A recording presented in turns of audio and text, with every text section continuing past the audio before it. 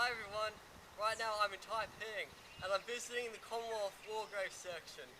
This section right here is for Christians, that section over there is the Muslim section and the Hindu section. I'm going to show you around.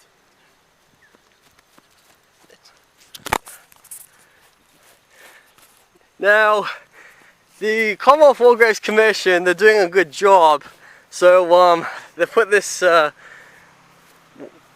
this tape here just to say, we can't really walk across. So I'm going to start taking photographs. But see, some of these graves, like right here, they are of unknown graves. Like a soldier of the World War II, he died in 1942, known unto God. Right here is the grave of Messenger Joseph. He served in the Royal Indian Army Service Corps. Died 7th of March 1946. So this was a year after World War II had ended and 2 years before the start of the Malayan emergency.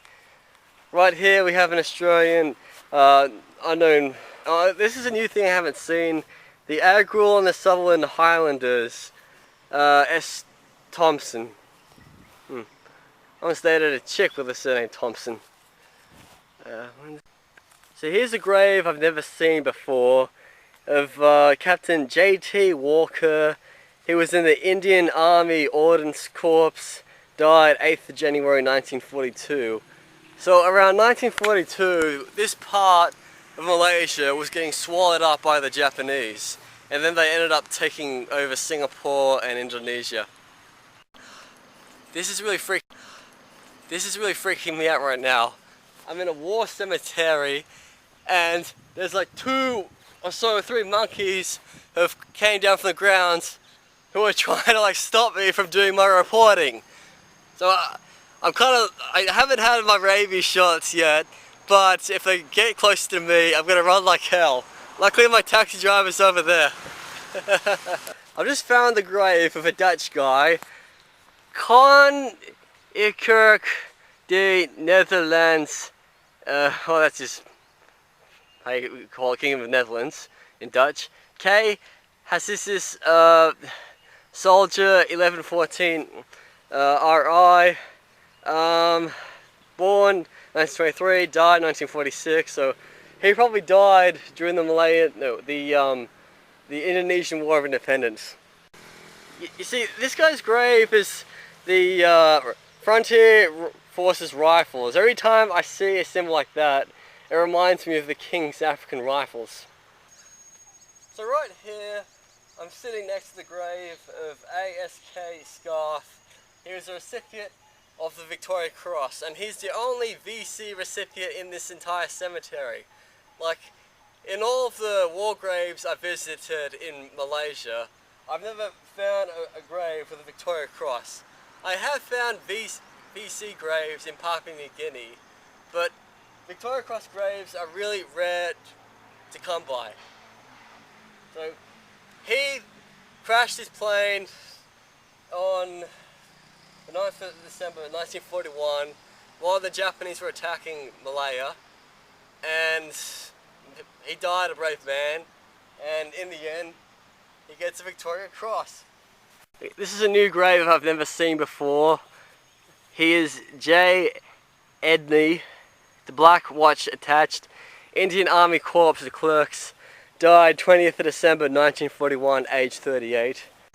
Now here's the grave of J.G. Lomax. He was a pilot in the Royal New Zealand Air Force. He died the 3rd of January 1942, age 29. And so it seems like he's the only New Zealander in the cemetery. Now, these people all here are unknown Indian war graves, because I kind of believe they should have been cremated instead of buried like this. This guy here is of the King's Gurkha Rifles, so I'm going to pay homage to him by putting my Nepalese hat on top of his grave.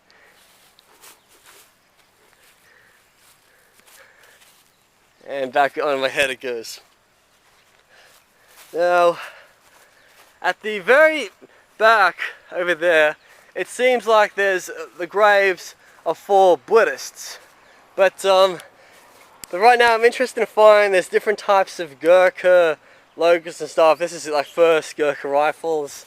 This one over here, Surak Butte Tamang, here's of the 5th Royal Gurkha Rifles.